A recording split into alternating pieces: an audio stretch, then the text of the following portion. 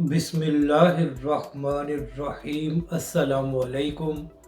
मैं हूं अली असगर और आप देख रहे हैं मेरा यूट्यूब चैनल तहरीक लब्बैक पाकिस्तान। सैयद ज़हीउल हसन शाह साहब की गिरफ़्तारी चाहती है सहाफ़ी उमर चीमा का दावा। इस वीडियो में हम इसी के मुतालिक बात करेंगे।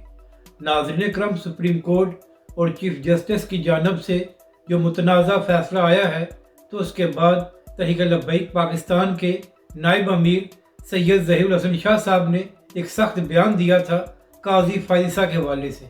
तो इसके बाद हुकूमती वज़रा ने प्रेस कॉन्फ्रेंस करके ये ऐलान किया था कि शाह साहब के ख़िलाफ़ कानूनी कार्रवाई की जाएगी और फिर शाह साहब पर मुकदमा भी दर्ज हो गया था। तो फिर नाज़रीन करम, उसी दिन ये खबर सामने आई कि तहरीक लब्बैक पाकिस्तान के नायब अमीर को ओकारा से गिरफ़्तार कर लिया गया है। मगर नाज़रीन करम, थोड़ी देर बाद ही इस खबर की तरदीद हो गई और पता चला कि अभी तक शाह साहब गिरफ़्तार नहीं हुए। तो इसी हवाले से बात करते हुए सहाफ़ी उमर चीमा ने कहा कि शाह साहब की गिरफ़्तारी के हवाले से खबर इसलिए सामने आई थी कि ओकारा से तहरीक लब्बैक पाकिस्तान के एक और रहनुमा अल्लामा ताहिर साफ़ी साहब गिरफ़्तार हुए थे और उन्होंने भी चीफ जस्टिस के हवाले से बयान दिया था, तो जिसकी वजह से मीडिया को ये गलतफहमी हुई कि शायद तहरीक लब्बैक पाकिस्तान के नायब अमीर गिरफ़्तार हुए हैं।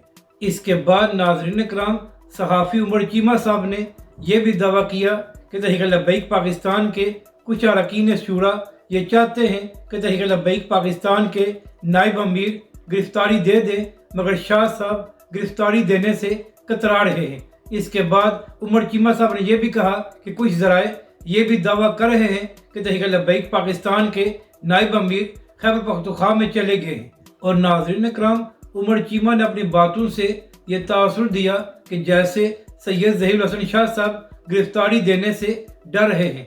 तो उमर चीमा साहब, आपकी इत्तला के लिए अर्ज़ करना है कि शाह साहब पर पहली बार कोई केस नहीं बना और इससे पहले भी तहरीक लब्बैक पाकिस्तान के नायब अमीर जेल काट चुके हैं।